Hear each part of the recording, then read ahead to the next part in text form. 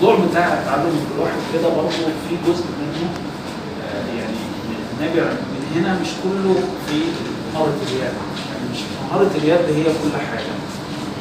مهارة اليد مش هتسعفك لو انت مش مظبط دماغك كويس قبل ما انت تخش ان انت تعمل عملية. دايما برضه المشاكل والكومبليكيشنز بتحصل مش برضه بسبب ان انت السكيلز بتاعتك هي اللي فيها ديفكت او بايدك، لا، هو كله هنا. لو انت مظبط دي كويس وانت داخل تعمل عمليتك هتبص تلاقي الدنيا سهله.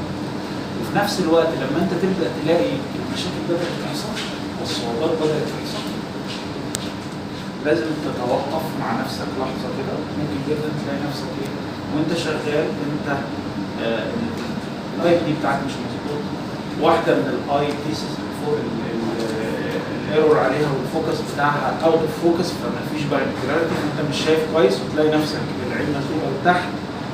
فكل ده مؤثر على الفيجواليزيشن، والعين عامل راسه كده والبوزيشن بتاعه مش مظبوط. فكل العوامل دي تبص تلاقيها حصلت واحده واحده وانت شغال.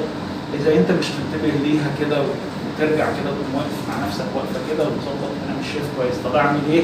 ابدا اعيد تنظيم الامور واحده واحده كده علشان اقدر ايه اكمل بطريقه سيف وابقى شايف. مهم جدا ان انا ابقى شايف طول العمليه ان شاء الله.